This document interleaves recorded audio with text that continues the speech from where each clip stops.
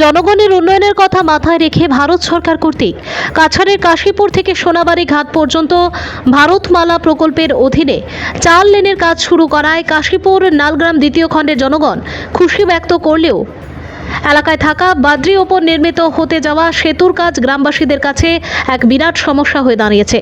একটি বেসরকারি সংস্থা নদীর ওপর সেতু নির্মাণের কাজ করতে গিয়ে নদী কেটে বিভক্ত করার পাশাপাশি এলাকায় একটি কৃত্রিম নদীর সৃষ্টি করায় বাদ্রি নদী তার মুখ্য প্রবাহ থেকে সরে বিপরীত থেকে তীব্র বেগে প্রবাহিত হচ্ছে, যার ফলে কাশীপুর নালগ্রাম দ্বিতীয় খণ্ডের একমাত্র যাতায়াতের পথটি ভেঙে পড়তে শুরু করেছে। পরিস্থিতি জটিল হয়ে ওঠায় গ্রামে বসবাসকারী মানুষের রাতের ঘুম কেড়ে নিয়েছে।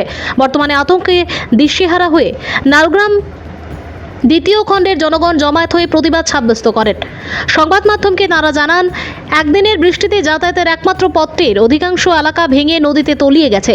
ফাটল ধরেছে বহু অংশে। যে কোনো সময় নদীর তীব্র জলপ্রবাহ গোটা পথটিকে জলের নিচে বিলীন করে দেবে বলে এদিন আশঙ্কা প্রকাশ করছেন তারা। বিষয়টি বেসরকারি সংস্থার নজরে এনে ভাঙন এলাকায় মাটি ভরাটের কথা বললেও সংস্থাটি গ্রামবাসীর কথায় কর্ণপাত করেনি বলে অভিযোগ স্থানীয়দের। কাশীপুর নালগ্রাম দ্বিতীয় খণ্ডে 50টি পরিবারের প্রায় 4 শতাধিক লোক এই পথটি দিয়ে নিত্যদিন যাতায়াত করেন। কিন্তু বাদ্রি নদীর ওপর সেতু নির্মাণের জন্য বেসরকারি সংস্থাটি যেভাবে কাজ শুরু করেছে তাতে গ্রামের মানুষের চলাফেরা এক বিশাল প্রশ্নচিহ্নের মুখে এসে দাঁড়িয়েছে। অবিরত নদী ভাঙনের ফলে গ্রামের একমাত্র পথ সহ বৃহৎ গাছগাছালি বর্তমানে জলের নিচে তলিয়ে যাচ্ছে। চলতি বর্ষার মৌসুমে গোটা গ্রামটি আগামীতে যোগাযোগ থেকে বিচ্ছিন্ন হওয়ার আশঙ্কায় গ্রামের জনগণ সরকার সহ স্থানীয় প্রশাসনের দৃষ্টি আকর্ষণ করে অতি সত্বর বিহিত ব্যবস্থা গ্রহণের কাতর আবেদন জানিয়েছেন।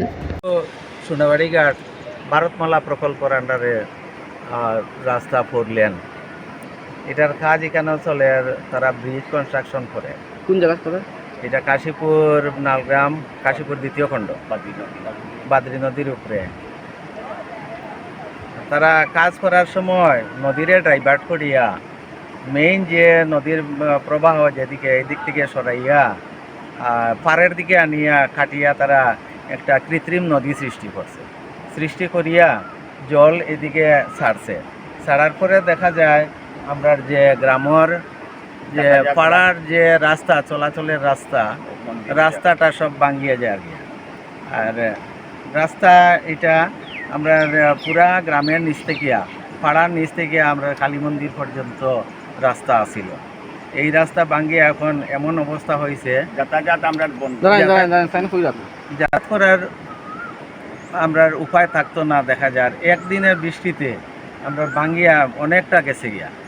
আর এখন তারা অনুরোধ করিয়া আমরা কই যে এখানে কিনারও মাটি আছে, মাটিটাই না নিয়ে এদিকে এই যেদিক ভাঙছে এদিক বরিয়া দেওয়ার লাগে, কিন্তু তারা বরিয়া দেয় না।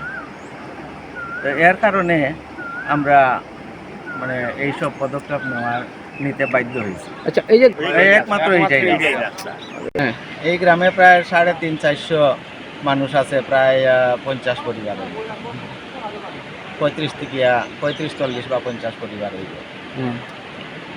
তো তারা এই রাস্তা ছাড়া বিকল্প কোনো রাস্তা নাই চলাচলের।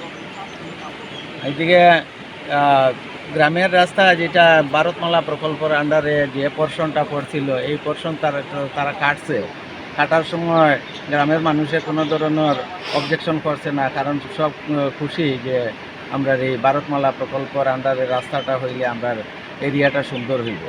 কিন্তু এখন এমনভাবে তারা আরম্ভ করছে যে আমরা চলাচলের রাস্তা পুরা মাত্রায় বন্ধ হইল।